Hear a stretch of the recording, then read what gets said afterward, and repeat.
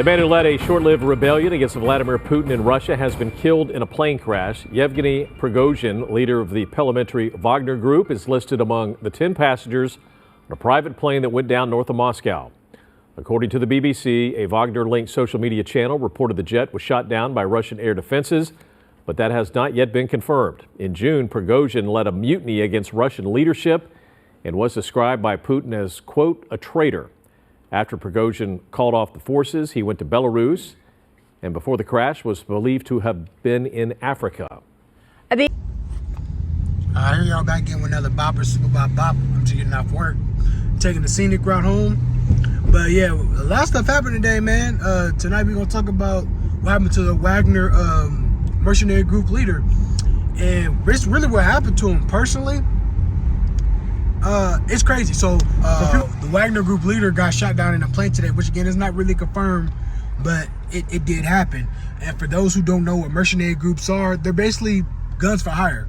So basically a lot of the major military powers, any big military or decent sized military has a mercenary group working for them. So the mercenary groups, they do all the bigger militaries, basically they do the dirty work for them. They'll have security detail for them and everything. So NATO has mercenary groups working for them, China has mercenary groups working for them, and Russia evidently has mercenary groups working for them. So in this case, Wagner was basically Russia's mercenary group, and he was leaving Belarus, either coming or going to Moscow. Again, he can't be coming from Moscow if he's going to Belarus.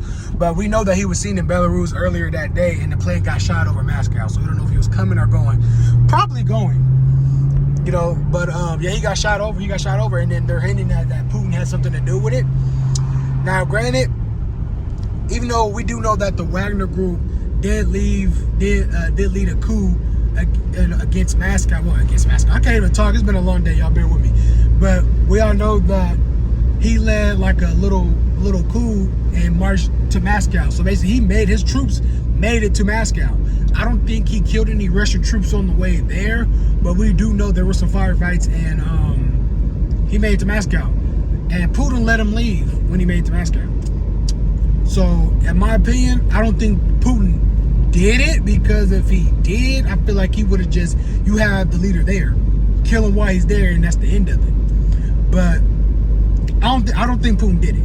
And if you think back at it, the whole Wagner group actually, with the battle with Ukraine, which I wish that would stop, but we know it's not going to stop probably no time soon. But we know that Wagner had his hand in a lot of the victories that Russia was having. So Wagner has saved Russia, and Wagner and Russia has been working together for a very long time, right? So yeah, I don't think Putin did it. We got to think that the leader of the Wagner group, he has a lot of enemies. You know, he's probably on America's hit list. Or we're gonna say NATO, just say argument. He was probably on NATO's hit list. I know for a fact that when it came to Ukraine, you know he was killing Ukrainians. So you know he could have been on Ukrainian's hit list, and he even had workings in Africa. So we really don't know who shot the plane down, and we don't even know if he really was on the plane. They're just saying he was on the plane just because his name was on the flying list, whatever, the passengers list. He was on that business jet. So.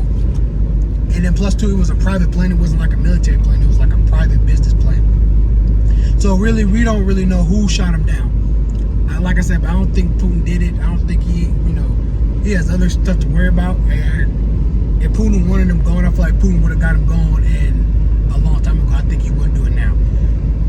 But like I said, Wagner Group has helped Russia out on a lot of their victories against Ukraine. So. Oh yeah, and another reason why I don't think Putin did it is because Wagner Group has been very valuable to Russia. They have been. Like, the Wagner Group has helped Russia out a lot. So, in my opinion, Putin would rather have him alive because he's helped them in this fight. He did a big deal in this fight. So, even though they had their little mishap, if they lost no casualties, it's really not a big problem. So, the leader of the Wagner Group would have been more helpful to him alive versus dead, Because we also got to keep in mind, Putin right now, he doesn't have a lot of he doesn't have a lot of countries working with him. He has some, and he does have an ally named China, but China's playing both sides of the fence. China has their hands on both militaries.